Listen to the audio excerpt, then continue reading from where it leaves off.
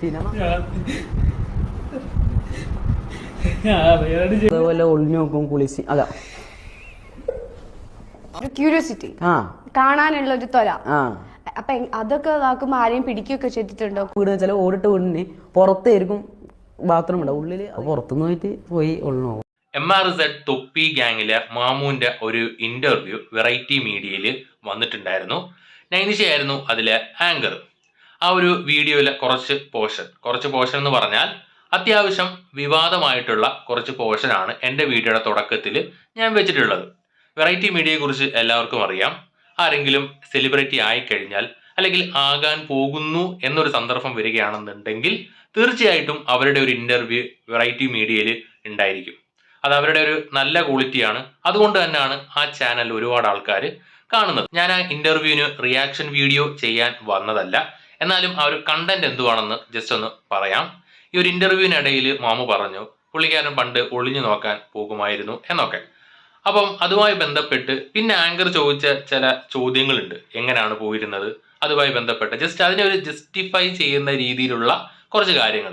അതിൻ്റെ ഇന്റർവ്യൂവിന് ശേഷം നമ്മളെ സോഷ്യൽ മീഡിയയിൽ വളരെ നെഗറ്റീവ് ഇമ്പാക്റ്റ് വന്നപ്പോഴായിരിക്കണം വെറൈറ്റി മീഡിയ ആ ഒരു വീഡിയോ റിമൂവ് ചെയ്തതും തൊപ്പി അതിനുശേഷം ലൈവിൽ വന്ന് എൻ്റെ ടീമിൽ നിന്ന് എൻ്റെ ഗ്യാങ്ങിൽ നിന്ന് പുറത്താക്കുന്നു എന്നൊക്കെ ഒരു ലൈവിൽ പറയുകയും ചെയ്തു.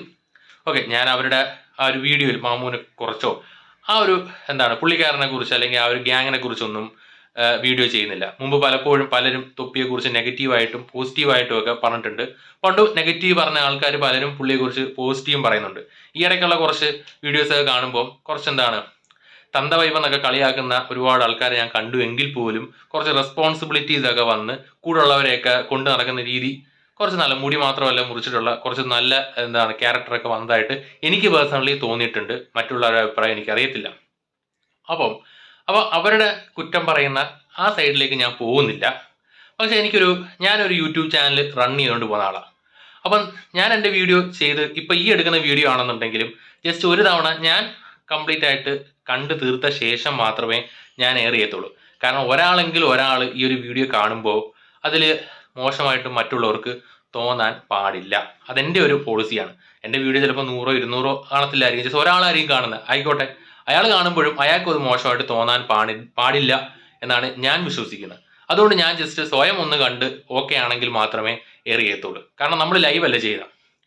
അപ്പം ഈ പറയുന്ന വെറൈറ്റി മീഡിയ എന്ന് പറയുന്ന ഒരുപാട് ഇൻ്റർവ്യൂസ് ഒക്കെ ചെയ്തിട്ടുള്ള ആ ഒരു യൂട്യൂബ് ചാനലും ഈ സാധനം ലൈവ് അല്ല, ഇത് അവർ റെക്കോർഡ് ചെയ്ത് അവർ എഡിറ്റ് ചെയ്ത് ഇതിൻ്റെ ഫൈനൽ ഔട്ട് കണ്ടതിന് ശേഷമാണ് എയർ ചെയ്തിട്ടുള്ളത്. അവർക്കാർക്കും ഈ പറയുന്ന കാര്യത്തിൽ ഒരു തെറ്റ് പറ്റിയിട്ടില്ല എന്ന് തോന്നിയിട്ടുണ്ടെങ്കിൽ അത് അവരുടെ കുഴപ്പം മാത്രമാണ്. ഞാൻ ആ ഇന്റർവ്യൂ എടുത്ത ആങ്കറേയും അതൊരു സ്ത്രീയാണ് എന്നുള്ളത് വളരെയധികം ലജ്ജിപ്പിക്കുന്ന കാര്യമാണ്. സ്ത്രീ ആയതുകൊണ്ട് മാത്രം ലജ്ജിക്കണം, പുരുഷനായ ലജ്ജിക്കേണ്ട എന്നല്ല.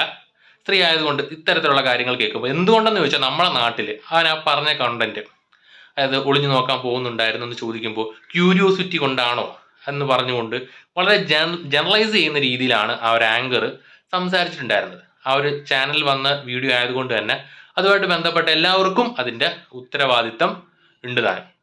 ഒരിക്കലും അതിനെ ജനറലൈസ് ചെയ്യാൻ പാടില്ല. കാരണം സെയിം ഇഷ്യൂവിൻ്റെ പേരിൽ നമ്മുടെ നാട്ടിൽ ഒരുപാട് ആൾക്കാർ സൂയിസൈഡ് ചെയ്തിട്ടുണ്ട്. ഈ ഒളിഞ്ഞ നോട്ടത്തിന് പറയുന്നത്, അതിൽ വിക്ടിംസ് ആക്കുന്ന ആൾക്കാരുടെ മാനസികാവസ്ഥ എന്ന് പറയുന്നത് വളരെ മോശമായിരിക്കും.